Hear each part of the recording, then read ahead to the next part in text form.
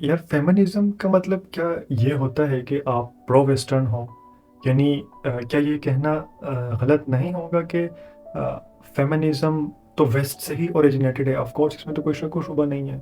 तो अगर आप फेमिनिज्म को मानते हो तो इसका मतलब ये है कि आप प्रो वेस्टर्न हो और अपने अपना कल्चर, अपना ओरिजिन, अपनी आइडेंटिटी को बिल्कुल हैंड ओवर कर दिया उनके हाथों, और आप उनको ब्लाइंडली फॉलो कर रहे हो। मुझे नहीं लगता कि ऐसा है, क्योंकि हमारे डेली लाइफ में बहुत सारी चीज़ें हैं जो कि मिक्स कल्चर्स से आती है। डाइवर्सिटी नाम ही इसी चीज़ का है कि एक चीज़ फैलती है दुनिया में।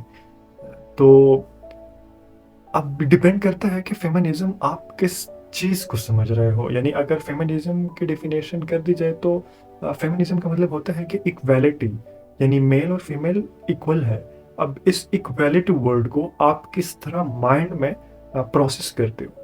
यानी एक तो ये इक्वालिटी है कि अगर मर्द एक साथ 10 ईंटें उठा रहा है तो औरत भी 10 से उठाएगी, क्योंकि बोथ आर इक्वल।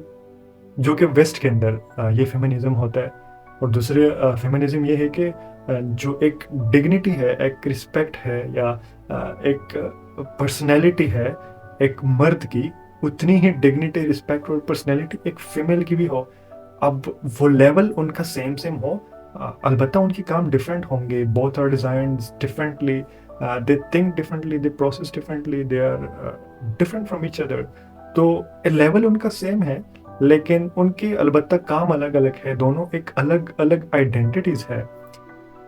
तो एक तो ये फेमिनिज्म हो गया। अब आपके ऊपर ये डिपेंड करता है कि आप किस वाले फेमिनिज्म को सपोर्ट करते हो। अगर ये डेफिनेशन आपने लगानी है कि आप प्रो वेस्टर्न हो, या आपने अपना दिमाग वेस्ट के हाथ में दे दिया, तो अलबत्ता आप ये उनके ऊपर लगा सकते हो कि जो कहते हैं कि औरत उतने ही ईंटें उठाएगी जितना वो मर्द उठा सकता है। तो आप उनके ऊपर ये लगा सकते हो।